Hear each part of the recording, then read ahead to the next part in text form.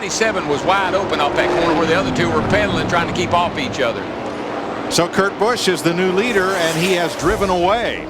It took Sadler a while to get past Jeff Gordon. Took him 2 laps to finally seal that deal. So Kurt Busch now has a 1.4-second lead. But boy, Jeff Gordon, when he went. He has dropped all the way back to 8th position, Darrell. I think he just used that right front tire. We heard him say he's been pushing off the corner, and I think the right front tire is gone on that race car. And guess what? I bet Kurt Busch's power steering is working just fine now. Feels pretty good. Yeah, I think the power steering is going to be okay. Tony Stewart and Dale Jarrett. UPS Ford closing up now on Now wow. Here comes Ricky Craven in that Pontiac in the Tide car. I mean, here he is. He's all over the back of Elliott Sadler. Of course, Rusty Wallace and Dale Jarrett, they're racing for position even though they're 2 laps down. And then Dave Blaney. I mean, we got some guys up here that, you know, would you predicted some of these cats to be up front at the end of the day? You heard Scott Miller, Ricky Craven, Elliott Sadler. He just about got that Darlington stripe right there in 1 and 2, but you heard him say his car, Ricky Craven, the Tide car, good on long runs. There's the car good on long runs, though. Dave Blaney in that 77 car. But you know what? I believe that the 38, the 24, I think those guys used their stuff up racing each other. Yes. And now these guys are kind of laid back, and here we come. And I think where it really showed up was in the beginning on that restart. Looked like Ricky Craven and Dave Blaney took it easy when those tires were fresh and the air pressure were down. And there goes the 32 by the 38 right there. And Blaney is all over the back of him. And here comes Dale Jr. And here come 3 of those cars. And here comes Mark. Mark's going to get a big run. 3 of those cars that were not running hard right at the restart racing everybody. Craven, Blaney, Jr. And Kurt Busch, Jimmy Finney, his crew chief, they're loving this because they have put almost 3/4 of a straightaway on those guys back there beating and bang like this with about 15 laps to go. It's simple, Larry.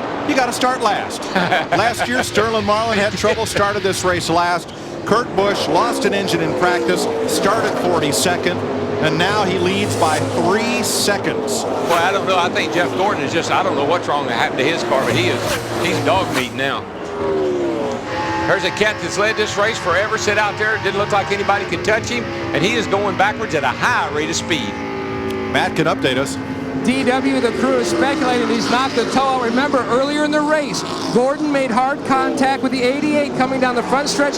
That was the 2nd hit. The team is speculating Gordon's knocked the toe out. All he said was, I messed up, I got in the wall. And when you knock that toe out, that definitely can make one of these things push and drive where the front end don't turn.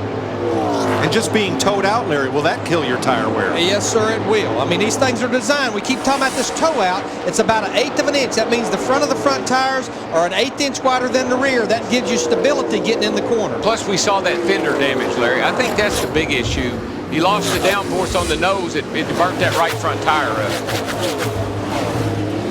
13 laps to go.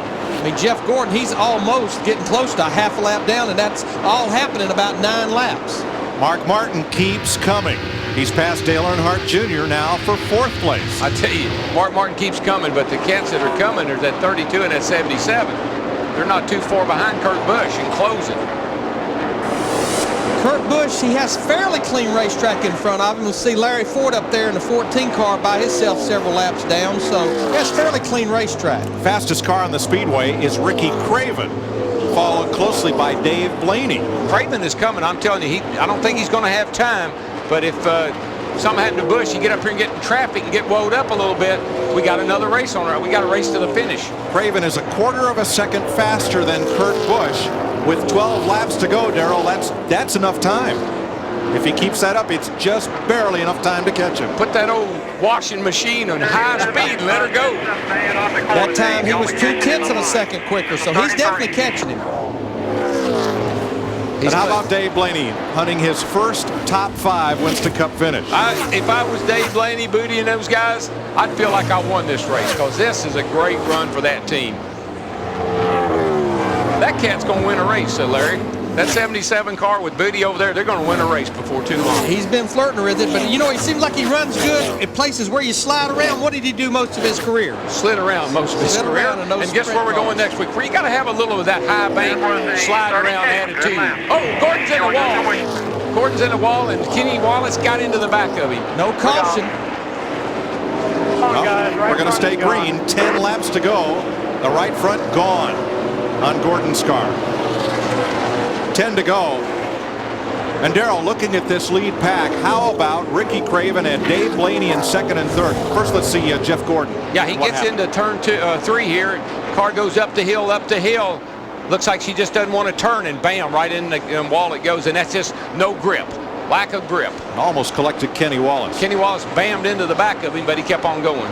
But look at second and third place as Gordon comes around, and he'll go to pit road with 9 laps to go. You have single car teams running in second and third. You have the Roush juggernaut leading this race with Busch first and Mark Martin in fourth, but single car teams second and third. How about that? But that 97 car could win every race we go to. He is that good. That car is that good. They don't. If they have no engine failures, they have no mechanical failures, that cat can win every race. And you know what? Jack Roush has to be feeling good about that race car up there within less than 10 laps of leading this race with all the motor problems. There you see Jack Roush there. Jeff Burton, their teammate, losing a motor early in the race. He has to feel good right now. And I bet he can't wait to get back to the shop to tear these engines apart. Yeah, and he's got Mark up there in fourth place, too. So, I mean, he's had it. You know, you got a lot of cars, you're going to have some trouble. It's been feast or famine for Kurt Busch this year. Second at Daytona, second at Rockingham, out of the race at Vegas and Atlanta, and a win at Darlington, perhaps. I don't know. I wouldn't count it as a win, man, because that 32 is coming, I'm telling you. For the 24s in DW, they're pulling out the fender on the right front, changing all 4 tires. He's good to go. 4 races at Darlington have been determined by a last lap pass. Joe Weatherly, Leroy Yarborough, Darrell Waltrip, and Dale Earnhardt were the fellows who did it. 37 is buzzing his stuff bad off the corner today. If y'all are catching in the line. Blaney little kicks the back end out. Going to catch 97, and we'll be right there, buddy.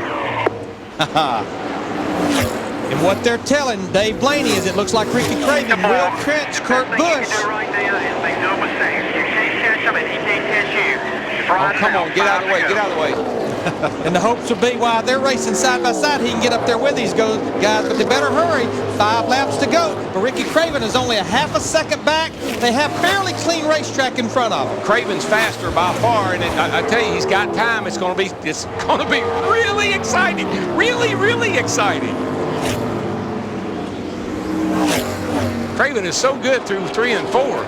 And he is all the way against that wall through 3 and 4. I think he's just using that to hold him in the racetrack, because here he comes, baby. 4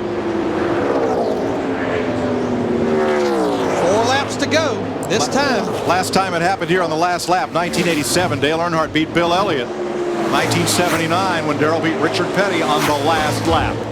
Jeff Yeah, Gordon's, put the old crossover move on him, and that could happen again today. Jeff Gordon's problems continue. He has to come back to pit road. Watch Still Craven. something wrong with right front, Watch he Craven on this end of the racetrack. Really gets off the turn 4 hard. Here he comes. He's there. He'll make the move on him. Going down into turn 1, he's going to put the move on him. 3 laps to go.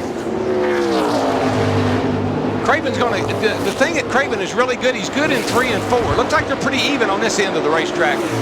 Yeah, he don't really pull away from him coming off turn 2, but right here, going down into turn 3, this is where we'll watch him. 2.5 laps to go. Watch this. Here he goes. Craven gets that high right out next to that wall. Watch. Right Watch there. it close. Right there in the middle. Cuts down. He's going to make it down. He's going to get down under him. That's not the way to do it. I don't know. Come on, baby. Come on. Side by side, 2 laps to go. Somebody's got to give. Getting into turn 1. Nobody. And in the wall goes Busch. That was not a very good idea. Look, the crossover move. He got into it. Come on, clear. Good job, man. Hang in there. And here comes Blaney. Blaney is now the best car on the track. Oh, baby. I'm telling you, Kurt Busch is not going to give up the win. No, he's not. They'll be coming to the white flag this time. Ricky Craven's not going to give up either. Come on, Ricky. He gets that run on the high side right there. Kurt Busch looks Come like on, he's baby. struggling with his race car. Here he comes. Here we go again. He's going to wait on this. He's going to put the crossover on it. He realized that wasn't a good move that last time. White flag. Here he goes. He's going to try to slide under him here. Come on, baby. And Blaney's coming. Both these cars are driving terrible right now. Half a lap to go. Nah, they're driving good. Come on, baby. You can do it on this end of the speedway. Come off the 4 and get up alongside of him. Half a mile Here to he go. comes. Here he comes. Who's going to get Here he comes. Here he comes. He's got him this time. It's going to be a drag race. Wow! They touch. They touch. Craven got him.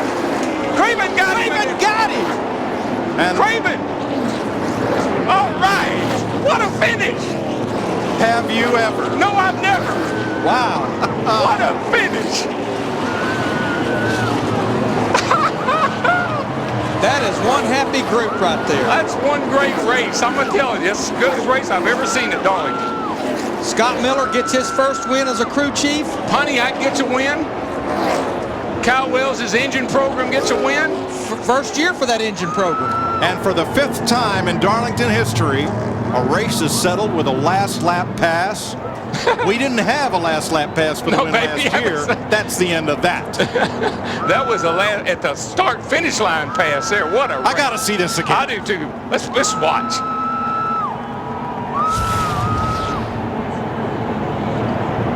Coming off turn 4 onto the front stretch.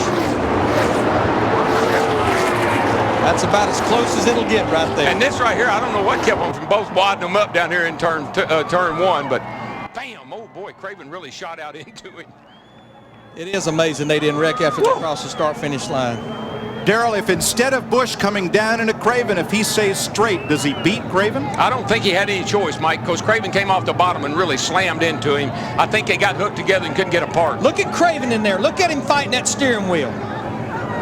And it's a good thing that Pontiac's got the kick out on the nose. Yeah, that was the difference. But he wouldn't have won. Look at how close this finish is. Right there. Wow. Oh, baby. And I'm going to tell you what, they didn't even need seats in these grandstands because nobody was sitting down. And nobody's leaving.